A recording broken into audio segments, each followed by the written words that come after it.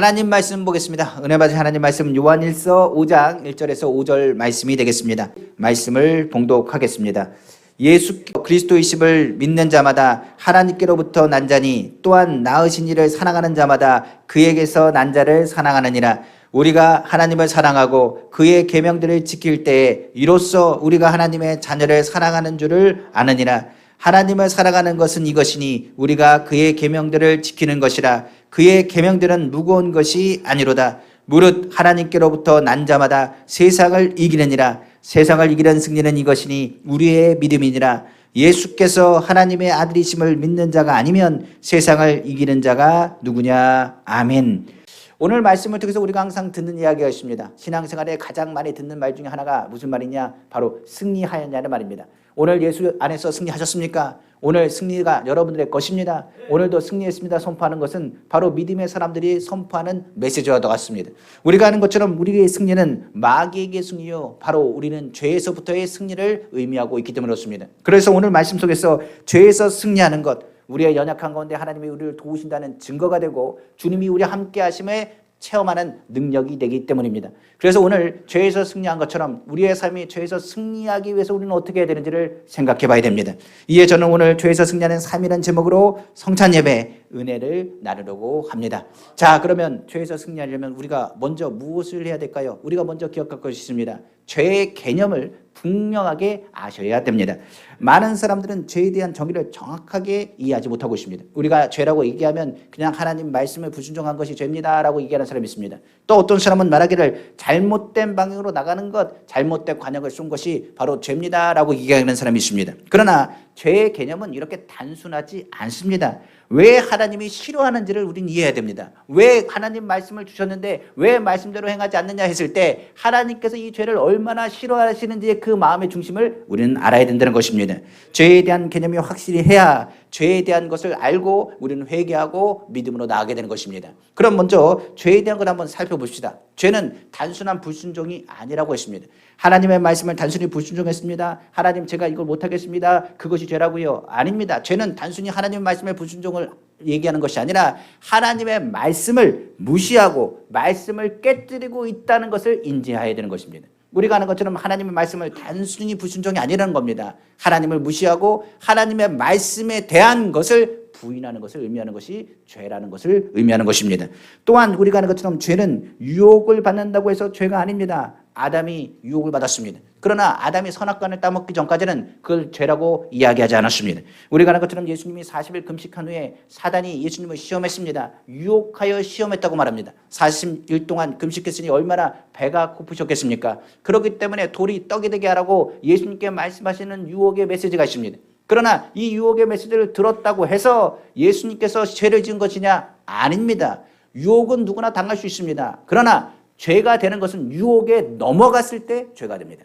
우리가 아는 것처럼 이 땅에 사는 동안에 많은 유혹이 있지 않습니까? 그러나 그것에 넘어지고 무너진다면 그것은 죄가 되는 것입니다. 그러나 우리가 한 가지 알 것은 우리는 약합니다. 무슨 얘기냐? 유혹에 넘어질 수밖에 없는 존재라는 것을 성경은 가리키고 있다는 것 또한 우리가 기억해야 되는 것입니다. 유혹은 다른 것을 얘기하지 않습니다. 하나님보다 더 사랑하는 것을 우리에게 비춰줍니다. 그래서 하나님보다 더 우선순위가 되어졌을 때 그것은 뭐가 되느냐? 죄가 된다는 것을 의미하는 것입니다.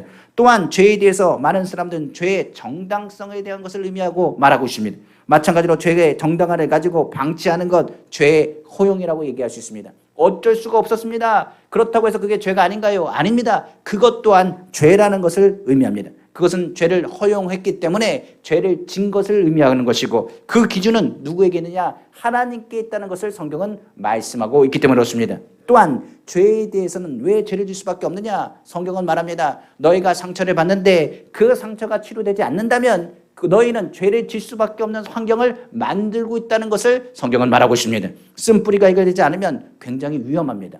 왜 그러냐면 쓴뿌리가 해결되지 않은 사람은 원망과 불평을 입에 달고 답니다.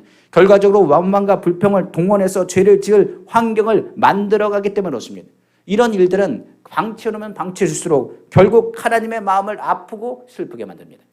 그러니까 죄에 대한 쓴뿌리가 해결되지 않으면 하나님 마음이 아프신 거예요. 근데 성경은 말합니다. 하나님을 아프게 하고 슬프게 하면 그것도 죄라고 말합니다. 그러니까 우리가 생각하는 그 죄의 관점을 보면 하나님이 아프신 것이 중요합니다. 하나님의 마음이 아프다, 하나님이 슬프다, 이것이 죄라는 것을 우리가 인지해야 되는 것입니다. 그래서 성경에서는 성령을 근심케 하는 것, 성령을 근심케 하여 나아가는 것을 죄라고 정의하고 있다는 사실을 기억해야 됩니다. 그러면 죄에 대한 부분을 한번 더 구체적으로 보겠습니다. 죄의 관점을 우리는 바라봐야 됩니다. 내 잘못이 죄입니까? 아니요. 하나님의 기준이 죄입니다. 그러니까 한마디로 얘기하면 나는 죄 같지 않습니다. 나는 죄 지은 것 같지 않습니다라고 얘기할지 모르겠지만 하나님이 죄라고 명하시면 그것은 죄입니다. 그러니까 우리의 관점으로 죄를 바라보면 안 되고 하나님의 관점에서 죄를 바라보셔야 됩니다. 그러니까 내가 이 정도는 괜찮다 하는 것이 아니라 하나님이 보시기에 이 정도는 괜찮다 해야지 죄가 아닌 것이지, 하나님이 보시기에 아니다라고 하는 것은 죄라고 성경은 분명히 명하고 있는 것입니다. 예를 들어서 이렇습니다. 죄는 외적인 것입니까? 물을 수 있습니다. 많은 사람, 세상에서는 그렇죠. 외적인 행위가 동원돼야 그것에 대한 죄라 명하고 죄의 징벌을 간다고 말하고 있습니다. 생각한다고 세상에서는 죄라고 명하지 않습니다. 그렇기 때문에 외적으로 나타나야 죄가 된다라고 이야기하는 것입니다. 그런데 성경을 보면 예수님에게서 말씀하신 내용을 들면 외적인 부분을 넘어 내적인 부분도 죄로 지적했다는 사실을 우리는 알아야 됩니다. 밖으로 나온 것만이 죄라고 얘기한 것이 아니라 성경은 내적인 죄, 은밀한 생각까지 죄로 취급하고 있습니다. 예수님이 하신 말씀에 이렇게 하고 있습니다. 행위를 옮기지 않아도 마치 행한 것과 동일하게 똑같이 죄로 취급했다는 사실입니다. 그래서 성경에서는 이렇게 얘기합니다. 예수님이 하신 말씀이죠. 너희의 의욕을 본 자보다 가늠한 자요. 너희가 서로가 다 미워한다면 너는 미워하는 그 자는 살인한 것과 똑같다라고 이야기하신 것입니다. 그 부분은 다른 것이 아닙니다. 아까 얘기했죠. 죄는 나의 관점이 아닙니다. 하나님의 관점에서 죄라고 말하는 것입니다. 그래서 성경은 말하기를 하나님은 영이실 뿐만 아니라 하나님은 무엇을 보고 판단하시냐, 그 마음의 중심을 보시고 판단하신다고 말하고 있습니다. 그러니까 하나님이 보시는 건 우리 행동이 아니라 행동 있기 전에 그 마음의 상태에서부터 벌써 하나님은 판단하시고 이것의 죄악 가운데 있다는 것에 대한 것을 언급하신다는 사실입니다. 그러다 보니 외적인 것뿐만 아니라 내적인 부분까지도 죄로 언급한다고 했을 때 중요한 사실을 우리는 깨닫습니다. 뭘 깨닫느냐? 죄에서 자유로울 사람은 아무도 없다는 사실입니다. 그러니까 외적으로 나는 완벽한 자라고 얘기할지는 모르겠지만은 내적으로 죄 안 지은 사람이 있다? 없다는 얘기입니다. 마음속에 미워하는 사람이 한 명도 없다? 그렇다 있다면 그 사람은 성경이 말하기를 거짓말하는 사람이라고 말하고 있습니다. 그러니까 나의 삶 가운데 죄를 한 번도 지은 적이 없습니다. 내 마음속에 죄를 품은 적이 한 번도 없다고 얘기하는 사람이 있다면 성경은 말하기를 그 사람은 거짓말하는 사람이요 그 안에 예수께서 없다고 말씀하신 것과는 동일한 사건인 것을 우리는 알아야 됩니다. 성경은 분명히 우리에게 말하지 않습니까? 로마서 3장 23절에 이렇게 말합니다. 모든 사람이 죄를 범하였음에 하나님의 영광에 이르지 못한다라고 기록하고 있는 것입니다. 그래서 죄에 대한 것을 우리가 인식하고 하나님의 관점에서 봤을 때 우리가 깨닫는 것은 이 죄를 나는 해결할 능력이 없습니다. 그리고 죄를 갖다가 안 지을 자신도 없습니다. 나는 연약하기 때문에 유혹에 넘어질 수밖에 없습니다. 그래서 나는 누가 필요하다고요? 예수님이 필요한 겁니다. 그래서 죄에 대한 것을 언급하면 반드시 같이 와야 되는 것이 뭐냐? 예수 그리스도에 대한 은혜에 대한 것을 기억해야 되는 것입니다. 하나님이 세상을 이처럼 사랑하사 독생자를 우리에게 주신 이유는 죄를 청산하시기 위해서, 죄에서 자유함을 얻기 위해서 예수님을 우리에게 보내신 것입니다. 우리가 이것이 안 되기 때문에 예수님이 오신 것입니다. 만약 된다고 하면 예수님이 오실 이유가 없습니다. 불가능하기 때문에 예수님이 우리 가운데 오신 것입니다. 죄를 청산하시고 죄에서 승리하여 살기를 주님이 너무나 원하셨기 때문에 예수님을 우리에게 보내신 것이고 예수 그리스도를 통해서 죄의 승리를 우리가 선포하기를 원하신 것입니다. 자, 이제 죄의 관점을 알았다면 이제 하나님의 관점에서 죄를 보라고 했습니다. 그렇기 때문에 우리가 아무리 주홍같이 붉을지라도 예수 그리스도를 믿으면 예수 그리스도로 인한 예수 그리스도의 그 보혈의 능력이 우리의 죄를 청산하여서 하나님의 보시기에 우리는 죄인이 아니라 예수 그리스도 안에서 의인이 되었다라고 성경은 말하고 있는 것입니다. 그래서 하나님의 사랑을 받은 자, 예수 그리스도를 믿는 자는 죄인이 아닙니다. 죄를 용서받은 의로운 자가 되었다라고 성경 기록하고 있는 것입니다. 그래서 성경에서 말한 것처럼 누가 너를 정죄하려? 우리를 정죄할 수 없습니다. 세상이 뭐라고 손가락할 줄 없습니다. 하나님이 위하시면 누가 그를 범죄한 자라고 말할 수 있겠습니까? 왜냐하면 하나님의 관점에서 예수 그리스도께서 그 죄를 청산하셨기 때문이라고 분명히 말하고 있는 것입니다. 그렇기 때문에 우리는 죄에 대해서 벗어나야 됩니다. 그리고 더 나아가서 예수 그리스도를 통하여 죄의 고리를 끊어야 된다는 것을 우리는 확실히 알아야 되는 것입니다. 그러면 죄에서 벗어나는 것은 어떻게 할까요? 아까 얘기했지만 예수 그리스도밖에 없습니다. 예수 이름과 예수의 보혈밖에는 죄에서 자유함 얻을 만한 육체는 이 땅 가운데 없습니다. 모든 사람이 죄인이기 때문에 죄를 청산할 수 없어서 예수님이 오신 것입니다. 그래서 예수 그리스도 안에서 우리가 기도하고 예수 그리스도 앞에 더 가까이 나아가며 예수 이름으로 우리는 뭐하느냐? 회개하게 되는 것입니다. 그래서 죄의 무거운 짐을 청산하기 위해서 우리가 무슨 죄를 졌든지 간에 주 예수 그리스도의 이름으로 기도하고 주 예수 그리스도의 보혈로 덮어달라고 주 예수 그리스도의 이름으로 선포하고 나아가야 되는 것입니다. 회개는 하나님의 뜻대로 하는 근심이라고 했습니다. 예수 안에서 하는 근심이 바로 회개가 됩니다. 그러나 세상 근심은 후회라고 정의하고 있습니다. 그러니까 내가 잘못한 것에서 내 탓이다, 내 잘못이다, 그건 회개가 아닙니다. 회개라는 건 뭐라고요? 주님 앞에 나아가서 예수님 내가 주님이 필요합니다. 주님 나의 연약함을 도와주시고 주의 보혈로 덮어주옵시고 인도해달라고 선포해야 되는 것입니다. 성경은 그렇기 때문에 나의 죄를 깨닫는 것이 중요합니다. 내가 죄인인 것을 깨닫기 위해서는 하나님의 관점에서 나의 모습을 바라봐야 됩니다. 나의 연약함을 나의 모습으로 보는 것이 아니라 하나님의 말씀을 통해서 나의 모습을 비춰서 내가 죄인인 것을 알아야 됩니다. 그리고 더 나아가서 회개는 나의 아픔과 나의 고통이 아니라 하나님의 아픔과 하나님의 고통에 대한 것을 느끼는 것입니다. 철은 언제부터 들으냐? 효는 언제부터 하느냐? 자녀가 부모에게 효를 다한다고 했을 때는 내 아픔과 내 잘못에 대해 후회한다고 해서 자녀가 후회한다고 해서 부모에게 효를 하는 것이 아니라 부모의 사랑과 은혜를 깨달아서 부모님을 내가 얼마나 아프게 했는가, 내가 얼마나 슬프게 했는가를 깨달았을 때 비로소 효할 수 있는 마음을 갖게 되는 것입니다. 기도도 그렇고요, 회개도 그렇습니다. 내가 마음이 아픈 게 아니라 나의 죄가 하나님 아버지의 마음을 아프게 하고 예수 그리스도의 십자가 은혜를 하나님 아버지 고통스럽게 만들었다는 장본이 되는 것을 깨달아야 됩니다. 회개는 우리가 죄인임을 깨달을 때뿐만 아니라 나의 관점이 아니라 하나님의 관점에서 나의 마음이 아니라 하나님의 마음에서 그 출발이 시작된다는 것을 알아야 되는 것입니다. 그래서 성경에서는 죄를 지을 때 하나님은 한탄하시고 아파하셨다고 성경은 말합니다. 성경 한번 보겠습니다. 창세기 6장 5절에서 6절 말씀입니다. 여호와께서 사람의 죄악이 세상에 가득함과 그의 마음으로 생각하는 모든 계획이 항상 악할 뿐임을 보시고 땅에 사람 지으셨음을 한탄하사, 이 한탄하사는 얘기는 아파하셨다는 것을 의미합니다. 마음에 근심하시고 성경 말합니다. 그러니까 우리의 죄악과 우리의 모든 죄악으로 인하여 주님은 뭐 하셨다? 아파하셨다라고 성경 기록하고 있는 것입니다. 그게 바로 뭐라고요? 죄고요. 이것을 깨달았을 때 회개가 이루어진 것입니다. 예수님께서도 예루살렘에서 이렇게 얘기했습니다. 죄에 대해서 굉장히 슬퍼하셨습니다. 예루살렘을 향하여 말합니다. 이스라엘 향해서 많은 선지자들을 보냈습니다. 많은 주의 종들을 보냈습니다. 그런데 그들을 반겨에 맞아줬나요? 선자들이 주신 메시지를 듣지 않았습니다. 오히려 돌로 쳐서 선자들을 죽였고 하나님의 말씀을 전하는 자를 무시했다고 말합니다. 그래서 예수님께서 뭐라고 말씀하셨느냐? 하나님께서 너희를 품으려고 몇 번이나 시도했느냐? 그런데 너무나 안타깝다, 너무나 슬프다, 너무나 아프다 고백한 것이 예수님의 메시지라고 성경 기록하고 있습니다. 한번 보겠습니다. 예수님이 하신 말씀이 있죠. 누가복음 13장 34절 말씀입니다. 예루살렘아 예루살렘아 선자들을 죽이고 내게 파송된 자들을 돌로 치는 자여, 암탉이 제 새끼를 날개 아래에 모음같이 내가 너희의 자녀를 모으려 한 일이 몇 번이냐? 그러나 너희가 원하지 아니하였도다. 그러니까 오늘 주님이 하신 말씀이 다른 것이 아닙니다. 너무 아프다는 거예요. 그러니까 우리가 무엇을 알아야 되느냐? 내가 아프다, 내 잘못입니다, 내가 후회합니다, 그것이 회개가 아니라 주님의 마음을 알아야 됩니다. 얼마나 주님이 아프셨을까? 주님이 우리를 향해서 십자가 달리고 죽으셨습니다. 우리의 죄 때문에 우리의 죄를 청산하시기 위해서 십자가를 달리셨습니다.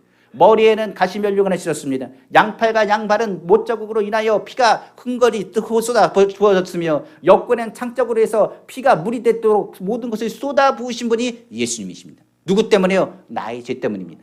그가 찌른 우리의 허물 때문이요, 그가 상함 우리의 죄악 때문에, 그가 징계를 받아 평안을 이루고 그가 채찍에 맞음으로 나음을 입었다는 것, 누구 때문에요? 바로 우리의 죄 때문입니다. 그것을 우리가 기억할 것은 나의 관점이 아니라 하나님의 관점에서 하나님의 마음에서부터 죄에 대한 것을 인식했을 때 우리는 회개할 수 있는 힘을 얻게 되는 것입니다. 그래서 성경은 우리에게 말합니다. 하나님 마음을 생각해라. 예수 그리스도의 십자가의 그 은혜를 생각해라. 하나님을 바라보라. 회개는 예수 그리스도 앞에 가까이 나아가는 것이라. 하나님께 가까이 나아가면 어둠은 자연스러워 물러가게 되어 있는 것입니다. 우리는 예수 그리스도 안에서 우리의 죄를 부끄러워해야 됩니다. 더 나아가 하나님의 마음을 아프게 하지 않았는지를 생각해보고 주님의 은혜와 십자가의 사랑에 대한 것을 깨달아 죄에서 돌이키려는 힘을 얻어야 되는 것입니다. 그래야 어떻게 된다고요? 죄의 고리가 끊어집니다. 나의 잘못이 주님의 마음을 아프게 합니다. 자녀가 그렇습니다. 잘못된 일을 반복하다가 언제 후회하고 회개하느냐? 아버지의 마음을 아프겠다고 생각했을 때 자녀가 그 마음을 고쳐먹게 되는 것입니다.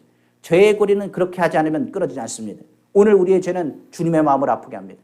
주님을 슬프게 하면 안 됩니다. 성령을 근심케 하면 안 됩니다. 우리의 마음이 철저하게 주님 앞에서의 죄의 고리를 끊을 수 있도록 주님의 십자가의 그 은혜와 하나님의 그 사랑을 묵상하고 믿음으로 서시는 우리 귀한 성도 다 되기를 주님의 이름으로 축원합니다. 이제 죄에서 벗어나고 죄의 고리가 끊어졌다면 우리는 분명히 할 것이 있습니다. 고리만 끊는다고 다는 것이 아닙니다. 그때부터는 분명하게 우리가 누구라는 것을 선언해야 됩니다. 우리가 하는 것처럼 그전에는 죄의 종이었습니다. 죄가 왕노릇했습니다. 마귀가 왕노릇하에 우리를 묶어서 죄가 시키는 대로 우리는 유혹에 넘어져 쓰러질 수밖에 없는 존재였습니다. 그러나 죄가 이미 예수 그리스도 안에서 청산이 되었고 죄의 모든 고리를 끊어졌습니다. 주님의 마음을 아프지 않겠다고 다짐하고 우리가 결단하면서 우리는 고백합니다. 뭘 고백하느냐? 하나님, 나는 주님의 자녀입니다. 나는 하나님께 속하였습니다. 나는 그리스도의 종입니다. 나는 하나님을 섬기고 예수 그리스도를 섬기는 자인 것을 분명히 하셔야 된다는 것을 의미하고 있는 것입니다. 우리가 사랑을 하면 사랑하는 자를 쫓아가게 되었습니다. 우리가 신앙생활에서 유혹을 당하지 않으려면 무엇 해야 되느냐? 우선순위와 분명하게 내가 누구라는 것을 알아야 됩니다. 우린 누구라고요? 하나님 자녀입니다. 우린 누구라고요? 예수님 믿는 사람입니다. 믿는 사람이라고 한다면 죄의 고리를 끊을 뿐만 아니라 주님의 말씀에 순종해야 됩니다. 오늘 말씀 주신 것처럼 계명을 따르는 자가 나를 사랑하는 자라고 말했습니다. 그러므로 우리가 누구를 순종하는 자인 것을 분명히 하셔야 된다는 것입니다. 죄에서 벗어나면 우리를 누가 섬기는지 누구를 사랑하는지가 분명해야 된다는 것을 의미하지요. 로마서 6장 16절에서 18절 말씀입니다. 너희 자신을 종행으로 내어주어 누구에게 순종하든지 그 순종함을 받는 자의 종이 되는 줄을 너희가 알지 못하느냐? 혹은 죄의 종으로 사망에 이르고 혹은 순종의 종으로 의에 이르느니라. 하나님께 감사리로다. 너희가 본래 죄의 종이었더니 너희에게 전하여 준 바 교훈의 본을 마음으로 순종하여, 마음으로 순종한다는 것은 회개를 의미합니다. 죄로부터 해방되어, 이것은 죄에서부터 청산하여 자유함을 얻었다는 것을 말합니다. 의에게 종이 되었느니라. 의에게 종이 됐다는 것은 예수 그리스도 안에 속하였다는 것을 의미하고 있는 것입니다. 그래서 예수 그리스도를 믿는 사람, 전에는 죄를 섬겼지만 이제는 누굴 섬기는 사람? 예수 그리스도를 섬기는 사람, 하나님을 섬기는 사람인 것을 성경은 분명히 하라고 말씀하고 있는 것입니다. 그래서 죄에서 벗어나는 사람은 두 마음을 품어서는 절대로 안 됩니다. 기도할 때 우리는 누굴 바라보고 기도하느냐? 전적으로 하나님을 의지하고 기도해야 됩니다. 전적으로 누구의 이름만을 부르느냐? 오직 예수 그리스도의 이름으로 기도하고 구해야 되는 것입니다. 다른 모든 것이 들어오면 그 안에 뭐가 들어오느냐? 같이 들어오는 것이 죄입니다. 그래서 성경은 말하기를 두 마음을 품은 자는 내 마음에 정하지 않다고 했습니다. 너희가 구하고 기도할 때도, 너희가 하나님 바라보고 나아갈 때도 오직 너희가 누구라는 사실, 나는 하나님을 섬기는 사람, 나는 그리스도인, 나는 예수 믿는 사람, 나는 예수 이름으로 기도합니다. 이것에 대한 것을 분명히 하셔야 그 기도가 응답이 됩니다. 그렇기 때문에 풍랑이 불 때 우리가 예수 그리스도를 깨워 그 풍랑이 잠잠케 된 것처럼 주의 이름을 불러야 될 것이고 주님을 섬기는 사람인 것을 분명히 하셔야 된다고 성경은 말하고 있는 것입니다. 그래서 신앙은 명확하고 분명해야 됩니다. 우리가 회개한 걸로 끝나면 죄의 고리가 끊어지지 아닙니다. 회개했으면 반드시 우리의 모양을 분명해야 됩니다. 난 하나님의 나라의 백성이라는 것을 분명히 하시라고 성경은 말하고 있습니다. 전에는 죄를 사랑했지만 이제는 예수님을 더욱 사랑합니다. 예전에는 세상의 말을 들었지만 이제 나는 주님의 말씀을 따르며 주의 말씀대로 살 것을 다짐하고 결단해야 됩니다. 확신한 신앙 고백이 죄의 유혹에서 이길 수 있는 힘을 우리에게 공급해 주기 때문입니다. 그래서 성경에서 우리에게 분명히 말하죠. 누구라고요? 너희는 왕같은 제사장이라. 너희가 죄악의 가운데 있어도 하나님의 말씀에 귀를 기울이고 예수 이름으로 기도하며 죄의 자리에서 하나님을 기쁘시게 하는 것을 생각해야 되는 것입니다. 그러니까 죄는 회개할 때 하나님을 아프게 한 것에 대해 생각했다면 이제 죄의 고리를 끊었다면 이제 네가 하나님의 자녀인 것을 기억하고 하나님을 기쁘시게 하는 것이 무엇인가를 생각해야 죄의 고리를 넘어 우리가 죄의 유혹에 넘어가지 않게 되는 것입니다. 그리고 나면 이제 본격적으로 죄에서 무엇을 선언하라고 말하느냐? 승리를 선포할 것을 성경은 말하고 있는 것입니다. 아담은 완전한 인간이었습니다. 완벽한 인간이었습니다. 하나님과 동행했던 사람이었습니다. 그런데 아담도 죄의 유혹에 무너졌습니다. 이 이야기는 죄의 유혹이 얼마나 막강한가를 우리에게 보여주고 있는 것입니다. 우리는 이미 승리했다고 말합니다. 그러나 그 근본 뿌리가 해결되지 않으면 그 뿌리는 잡초와 같아서 누군가가 그 잡초를 뿌려버리면 그 잡초의 씨앗이 뿌리를 내려 다시금 죄가 싹틀 수밖에 없기 때문이라고 성경은 말하고 있는 것입니다.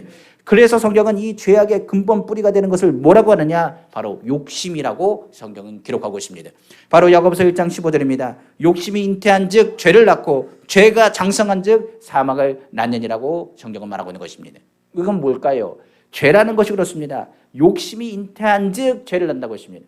욕심 자체가 문제가 아니라 욕심이 심겨지면 그것이 어떻게 된다고요? 뿌리가 내리는 그 순간에 그것이 죄가 된다는 사실입니다. 욕심이 사람이 들어가게 되면 주일 송수하는 것부터 시작해서 예배 드리는 것, 신앙생활의 모든 것이 굉장히 어려움을 당한다는 것을 아십니까?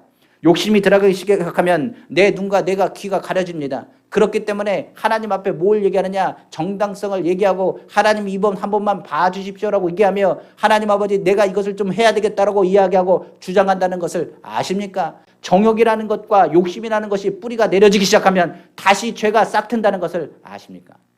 아담이 그렇습니다. 에덴 동산에 대한 욕심을 품었습니다. 그리고 욕심이 뿌리가 내려지자 그는 가감없이 어딘가 선악과를 따먹었다는 사실을 우리는 알아야 됩니다. 불순종하는 것은 순식간에 이루어집니다. 우리의 삶의 죄의 유혹은 얼마나 막강하게 있는지를 우리는 알아야 되는 것입니다. 그러므로 성경은 말합니다. 이 죄에 대해서 유혹에 대해서 우리가 이길 것은 다른 것이 아니라 주님이 우리와 함께 하셔야 되고 주님이 우리의 감독이 되어야 되고 우리의 목자가 되어신다는 것을 늘 기억해야 됩니다.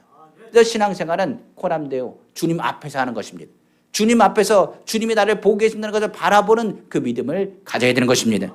주님은 우리의 죄를 청산하실 뿐만 아니라 우리를 치료하셨습니다. 우리는 양과 같이 제 길로 갔지만은 영혼의 목자신 주님께서 우리를 인도하셨다는 사실을 늘 기억해야 되는 것입니다. 한번 성경 보겠습니다. 베드로전서 2장 24절 25절 말씀입니다. 친히 나무에 달려 그 몸으로 우리들을 담당하셨으니 이는 우리로 죄에 대하여 죽고 의에 대하여 살게 하려 하심이라.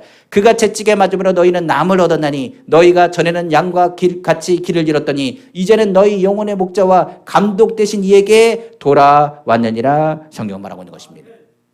그러면 우리가 갈등할 때 우리는 어떻게 될까요? 갈등하는 요소가 다가올 수 있습니다. 마음이 흔들릴 수 있습니다. 그래서 우리에게 누가 필요하다고요? 예수 그리스도가 필요한 것이고 우리가 그래서 묵상하는 것이 무엇이냐? 예수 그리스도의 십자가가 되는 것입니다. 성경에 말하지요. 수고하고 무거운 짐자라 다 내게로나 내가 너희를 쉬게 하리나 나는 마음이 오냐고 겸손히 내 먹이는 내게 배우라. 내 집은 가볍고 내 먹이는 쉽다고 했습니다. 그 예수 그리스도의 십자가가 무엇을 의미하는지를 알아야 됩니다. 나의 욕심을 내려놓는 자리가 십자가입니다. 나의 생각을 내려놓는 자리가 십자가입니다. 우리가 갈등하고 이것이 하나님의 뜻인지 아닌지 모를 때 우리는 뭐 하느냐? 십자가 앞에 나와 모든 것을 내려놓고 하나님께 구해야 됩니다. 하나님, 내가 하는 일이 하나님 기뻐하시는 일입니까? 내가 하는 일이 나의 욕심으로 이루어진 일입니까? 내 정욕으로 이루어진 일입니까? 하나님 모든 걸 내려놓고 주님이 무엇라 하시는 말씀에 내가 순종하고자 다짐합니다. 십자가 앞에 내 생각을 십자가에 매달아 놓고 하나님 앞에 나아가야 되는 것입니다. 성경에서도 예수님께서 말씀하셨습니다. 제자에게 말하기를 너가 나를 따르려고 하느냐? 너가 나를 따르려면 자기 십자가를 지고 나를 따르라고 말했습니다. 십자가를 부인하고 십자가를 멀리해서는 결단할 수 없다. 십자가 앞에 나아가야 그 모든 죄와 모든 연약함을 깨닫고 욕심이 아니라 하나님의 뜻이 무엇인지가 분명하게 보이기 때문입니다. 마태복음 16장 24절이죠. 이에 예수께서 제자들에게 이르시되 누구든지 나를 따라오려거든 자기를 부인하고 자기 십자가를 지고 나를 따를 것이니라. 자기를 부인한다는 것은 자기의 모든 걸 내려놓는 것을 말합니다. 우리가 주님 앞에 나아가 죄에 대한 유혹에서 이기려면 자기의 것을 내려놔야 됩니다. 내 것이라고 생각하는 순간에 넘어질 수밖에 없는 것이 우리라는 것을 알아야 됩니다. 내가 살았다면 십자가의 능력은 나타날 수 없습니다. 성경은 말하기를 내가 죽고 주님이 살아야 우리가 올바른 판단과 죄의 유혹에서 완전히 이길 수가 있는 것입니다. 죄에서 승리하시는 분은 예수님이지 내가 승리한 것이 아닙니다. 그러나 예수 죽음이 내 죽음 되고 예수 부활이 내 부활이 되면 예수 승리가 내 승리가 된다는 것을 우리는 알아야 되는 것입니다. 사도 바울은 그러므로 주님의 뜻을 이루어 나가기 위해서 죄에 대하여 죽고 의에 대하여 살게 하신 예수 그리스도의 십자가를 묵상했다고 기록하고 있습니다. 한번 보겠습니다. 갈라디아서 2장 20절입니다. 내가 그리스도와 함께 십자가에 못 박혔나니 그런즉 이제는 내가 사는 것이 아니요 오직 내 안에 그리스도께서 사는 것이라. 이제 내가 육체 가운데 사는 것은 나를 사랑하사 나를 위하여 자기 자신을 버리신 하나님의 아들을 믿는 믿음 안에서 사는 것이라. 그러니까 신앙생활의 죄의 고리를 끊는 것은 예수 그리스도의 십자가밖에 없습니다. 우리가 죄의 유혹을 어떻게 이길 수 있겠습니까? 내 생각은 난 이것을 가지고 싶습니다. 그러나 예수 그리스도의 십자가의 그 은혜가 있지 않고서는 그것을 깨닫지 못합니다. 내가 내 마음을 내 마음대로 할 수 있을 거라고 생각합니까? 내 마음은 약합니다. 나는 연약하여 욕심이 생기면 눈이 가려지고 귀도 가려지고 내가 무슨 행동을 하는지도 알지 못하고 깨닫지 못합니다. 그래서 성경에서 말하는 것처럼 주여 주여 하는 자가 천국 가는 것이 아니고 하나님의 뜻대로 행하는 자가 천국 간다고 말했는데, 하나님의 뜻대로 하려면 내 욕심을 내려놔야 됩니다. 그래서 신앙생활은 뭐부터 시작하는 것이냐? 예수 그리스도의 십자가 앞에서 회개하고 예수 그리스도의 십자가를 통해서 하나님 의지합니다, 주님 섬기겠다고 고백하고 그 말씀의 말처럼 나의 욕심과 나의 생각을 내려놓고 주님 앞에 서야 되는 것입니다. 많은 사람들은 이야기합니다. 이 욕심 내려놓는 게 어렵습니다. 저도 어렵습니다. 여기서 얘기하는 것처럼 사람들이 욕심을 품기 시작하면 눈앞이 가려지면 아무것도 결단하지 못합니다. 분명히 이것이 하나님의 뜻임에도 불구하고 결단하지 어렵습니다. 그럼 우리는 기도합니다. 하나님, 어떻게 이 부분들을 이겨나갈 수 있겠습니까? 라고 얘기할지 모르겠습니다. 그런데 성경을 보면 우리가 십자가 앞에 내려놓고 주님 앞에 기도하는 순간에 성령이 우리에게 뭘 주냐? 힘과 능력을 주십니다. 우리가 그 유혹을 이길 힘을 누가 주시느냐? 우리가 하는 것이 아니라 성령께서 우리 가운데 주장하셔서 인도하신다는 사실입니다. 뭘 주신다고요? 이 양심이 다시 살아나게 하십니다. 내가 무엇이 옳다는 것을 깨닫게 하십니다. 아, 이거 하나님이 기뻐하지 않는 것이지, 내가 이렇게 해야 되는구나 라는 것을 누가 말하지 않아도 내 마음 가운데 돌이킬 수 있는 힘을 허락하신다는 사실입니다. 자, 그러면 죄에 대해서 승리하기 위해서 우리는 십자가를 우리도 단단히 붙잡고 갈 것입니다. 그러나 죄의 유혹은 강하다고 했습니다. 성경은 말합니다. 이 승리를 유지하는 것 힘든 일입니다. 왜 유지하라고 말하느냐? 이 땅에 천국 갈 때까지 살 수밖에 없습니다. 죄의 유혹은 언제까지 오느냐? 예수님이 십자가 달리는 그 순간에도 예수님을 끊임없이 유혹했던 것이 사단이었습니다. 사단이 40일 금식하고 예수님을 3번 시험한 걸로 끝난 것이 아니라 십자가 도상에서도 그 밑에서 얘기했습니다. 내가 하나님의 아들이면 내려오라. 내려오면 내가 하나님의 아들인 것을 내가 믿겠노라 하면서 예수님을 조롱했기 때문입니다. 그러니까 십자가 달리는 그 순간까지 다 이루었다는 그 순간까지 끊임없이 이제 조롱하고 끊임없이 그 승리하지 못하도록 말하는 것이 사단의 유혹이요, 사단의 계략입니다. 그래서 성경은 말합니다. 이 신앙생활은 승리를 유지하는 것이 굉장히 중요합니다. 우리는 이미 구원받았고 예수 안에서 승리했습니다. 그러나 아직 이 땅에 뭘 갖고 있습니까? 이 육체를 가지고 있습니다. 육신을 가지고 있습니다. 죄의 어둠은 틈틈이 우리 가운데 노리는데 이에 죄의 어둠에 틈타지 못하도록 성경은 말하기를 빛 가운데 행하고 육체에 어떠한 기회도 주지 말라고 경고하고 있습니다. 그러니까 우리가 신앙생활 할 때 선줄로 알면 넘어질까노라는 말씀을 들어야 됩니다. 교만하고 자만해서는 안 됩니다.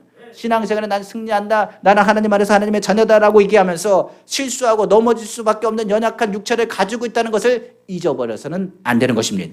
빛이 임하면 분명히 어두움은 물러갑니다. 정직하게 봤을 때 우리는 죄인입니다. 빛 가운데 임했을 때 빛이 비춰지면 어둠에 속한 사람은 어둠으로 숨습니다만 하나님의 자녀는 어떻게 된다고요? 빛 가운데 더 나아가 회개하고 죄를 자복한다고 성경은 말하고 있습니다. 성경은 우리를 왜 죄 정직하게 주님 앞에 자복하면 완벽하게 깨끗하게 하실 것이며 정직한 자는 빛 가운데 행하는 자라고 말하고 있는 것입니다. 모든 죄는 어두운 가운데 은밀하게 이루어집니다. 그러나 하나님의 모든 것은 정확하고 명명백백하게 우리에게 분명하게 보인다는 사실입니다. 성경을 보겠습니다.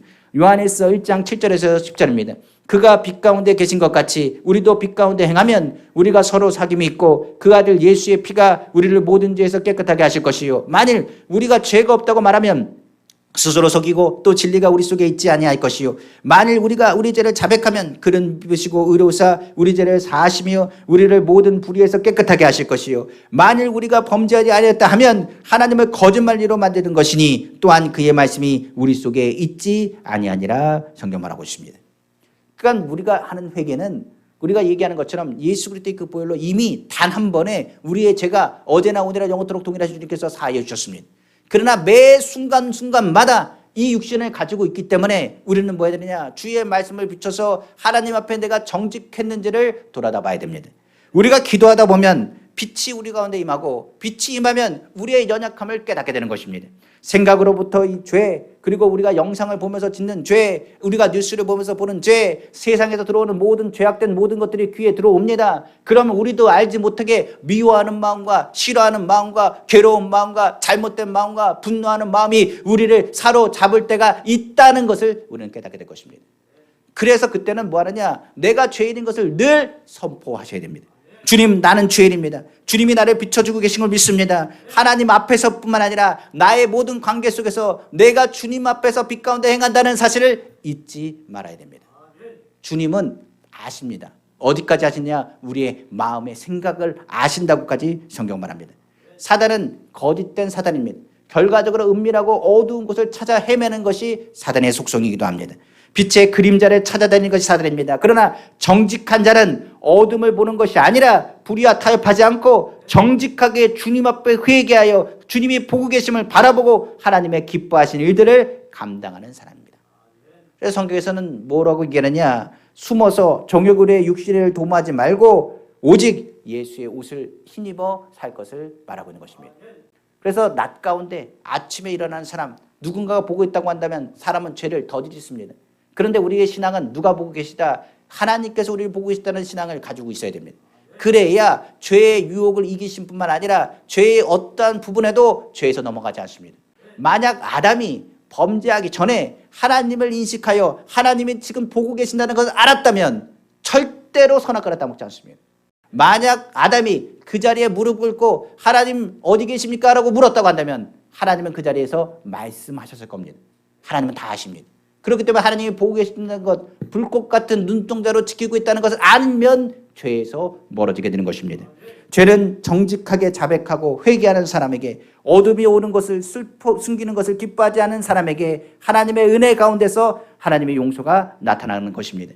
그러므로 성경은 우리에게 말합니다. 예수의 옷을 힘입으라고 말하고 있는 것입니다. 바로 로마서 13장 12절에 14절입니다. 밤이 깊고 낮이 가까웠으니 그러므로 우리의 어둠의 일을 벗고 빛의 갑옷을 입자. 낮에와 같이 단정히 행하고 방탕하거나 술 취하지 말며 음란하거나 호색하지 말며 다투거나 시기하지 말고 오직 주 예수 그리스도로 옷 입고 정욕을 위하여 육신의 일을 도모하지 말라고 성경은 말하고 있는 것입니다. 또 하나는 죄의 장소에 아예 가지 말아야 됩니다. 유혹의 장소에 가면서 난 이길 수 있다라고 얘기한다고요? 아닙니다. 우리는 육체를 갖고 있는데 죄의 자리에 가서 난 이길 수 있다 하는 것은 육체를 고문하는 일입니다.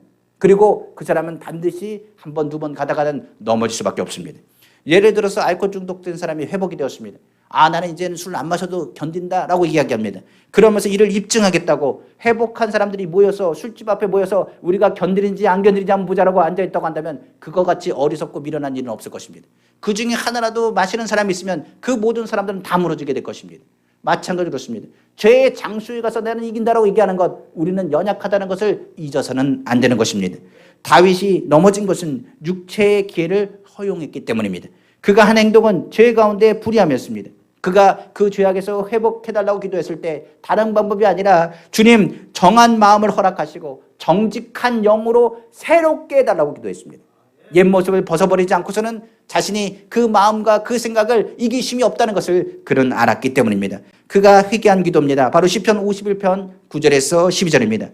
주의 얼굴을 내 죄에서 돌이키시고 내 모든 죄악을 지워주소서. 하나님이여 내 속에 정한 마음을 창조하시고 내 안에 정직한 영을 새롭게 하소서. 나를 주 앞에서 쫓아내지 마시며 주의 성령을 내게서 거두지 마소서. 주의 구원의 즐거움을 내게 회복시켜 주시고 자원하는 심령을 주사 나를 붙드소서. 성경을 말하고 있는 것입니다.